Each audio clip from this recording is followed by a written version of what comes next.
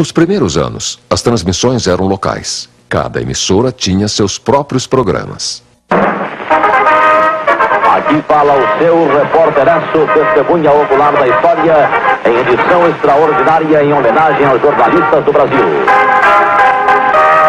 Era assim que eu iniciava as transmissões do Repórter-Esso pela Rede Tupi de televisão, programa que esteve no ar de 1º de abril de 1952 até 31 de dezembro de 1970. Bola na rede, bola na tela. O futebol conquista o seu espaço na TV. Eu me recordo que as transmissões que fazíamos do Maracanã eram transmissões que nós odiávamos, porque tínhamos que carregar uma tralha de equipamentos que era um negócio incrível, que hoje não se carrega tanto. Levava-se as fontes de alimentação, levava-se o picape da câmera, tinha que montar aquilo tudo com muita antecedência. Era uma dificuldade de fazer uma transmissão esportiva. Fazia-se a cobertura com apenas 2 câmeras, uma com um ângulo mais aberto, outra com um ângulo mais fechado para chegar a alguns detalhes. Não era fácil fazer uma transmissão. E eu cheguei a fazer transmissões como cameraman, como diretor de TV, depois como repórter de campo e mais tarde como locutor. Boliche Royal, o maior programa de prêmios da televisão.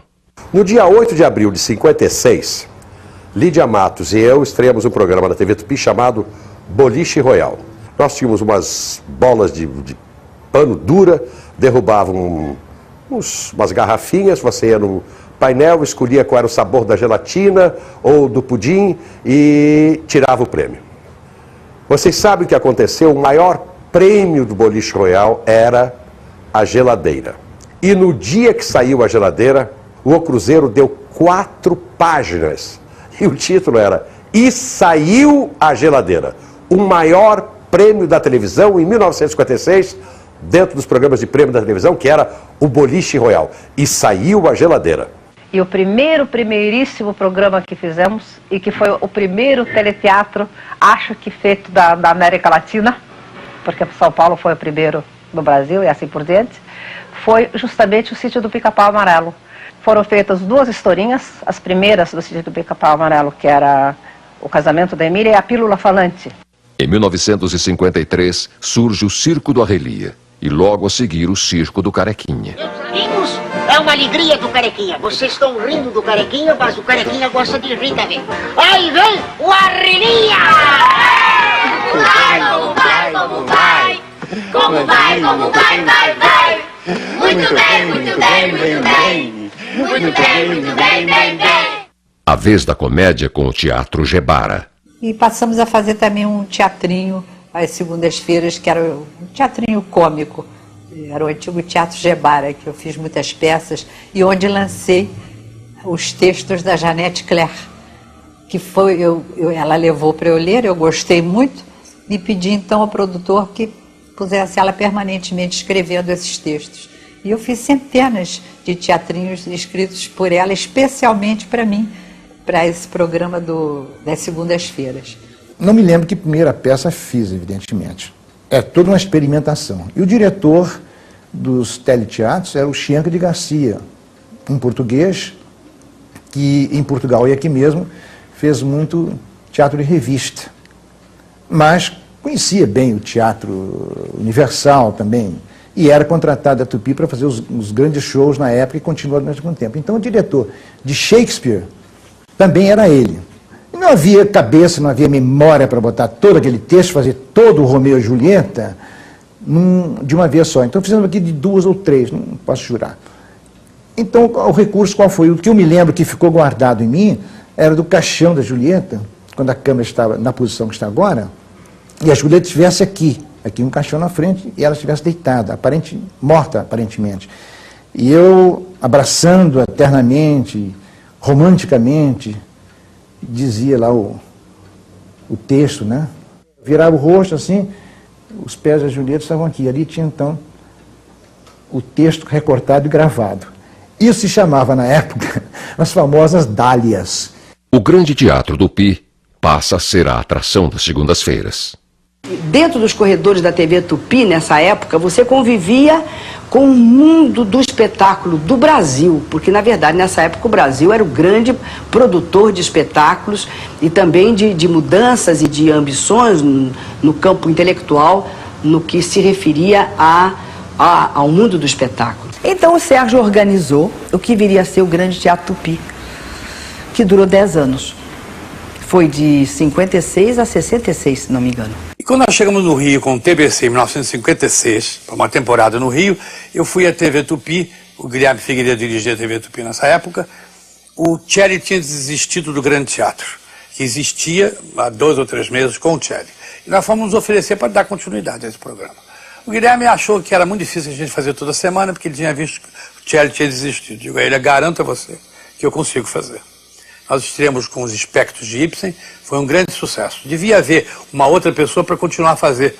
Uma semana assim, o outro grupo, uma semana assim, o nosso grupo. Mas achou que o Guilherme, pelo resultado de público, pela aceitação também da crítica de televisão da época, que o nosso programa devia ser feito só conosco, só com o nosso grupo. Em 57, estreava na TV Paulista com Manuel de Nóbrega a Praça da Alegria.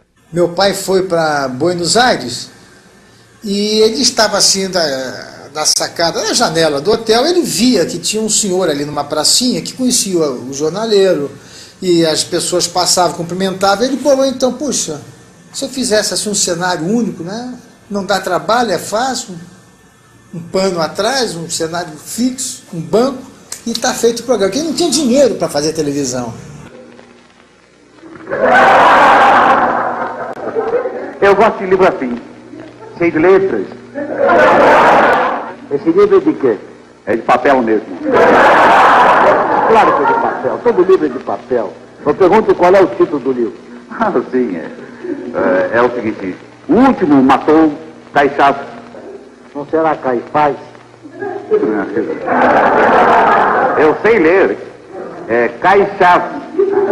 Eu posso ler o livro? Pois não, seu deputado, por favor.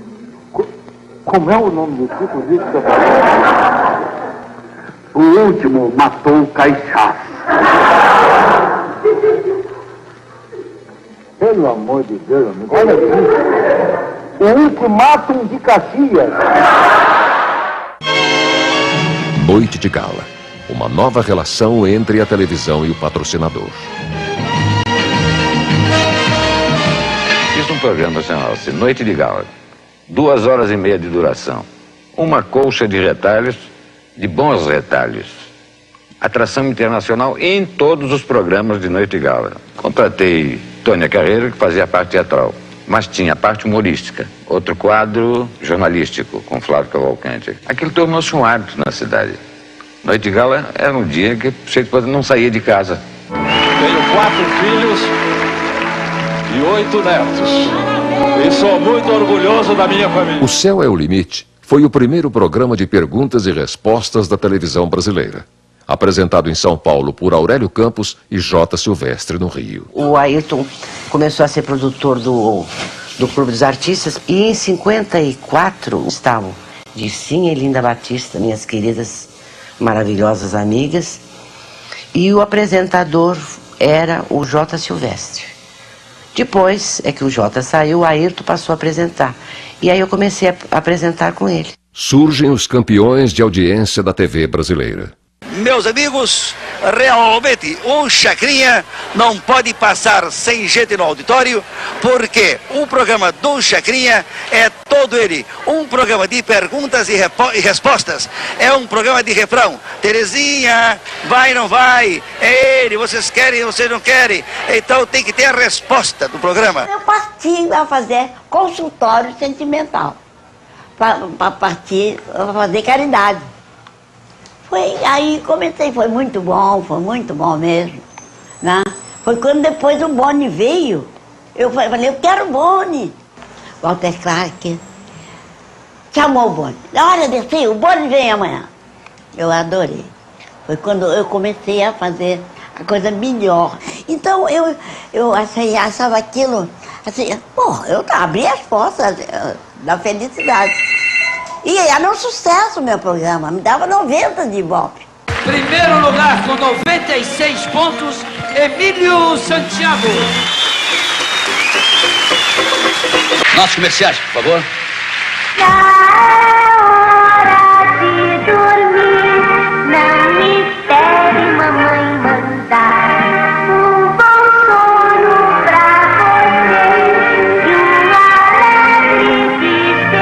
Cobertores Paraíba. Vários incêndios destruíram estúdios, auditórios, equipamentos de algumas emissoras de televisão. Em São Paulo, nos anos 60, 66 e 69, foi a TV Record. Também em 69, incêndio na TV Globo e TV Bandeirantes. No Rio de Janeiro, em 71 e 76, foi a vez da TV Globo. A Excelsior começou em 1960, aproveitando as experiências da TV Tupi, da TV Record, da TV Paulista, mas organizando isso de uma forma sistemática, de uma forma profissional. Então a televisão Excelsior foi um marco que alterou o ritmo da televisão brasileira. Não se consegue fazer Charlie Chaplin. Se consegue apenas repetir Charlie Chaplin. No Brasil só tinha 3 milhões de aparelhos de televisão na época.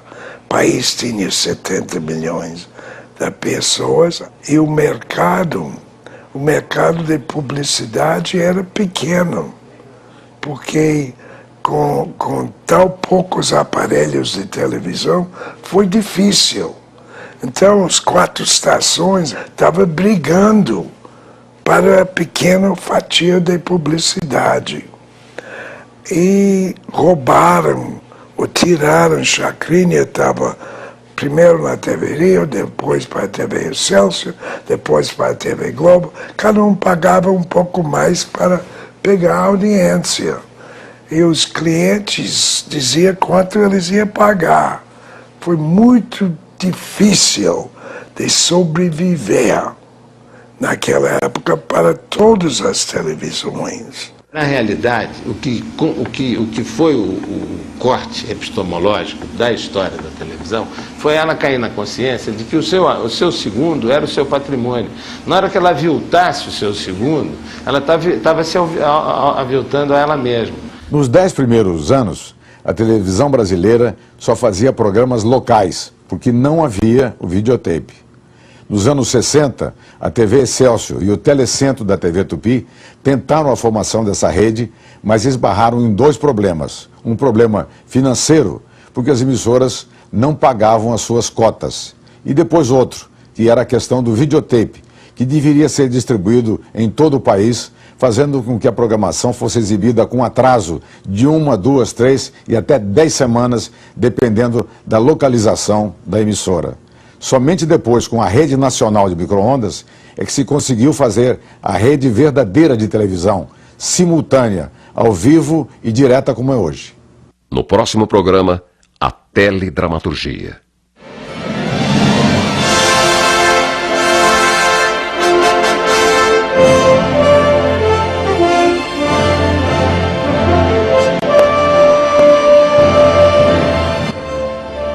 Não perca o show Segundo Ato, que traz o encanto da banda Teatro Mágico, reunindo no palco músicos, poetas, atores e artistas circenses. Inédito, amanhã, 11 da noite. Fique agora com Cultura Documentários e logo após, Roda Viva.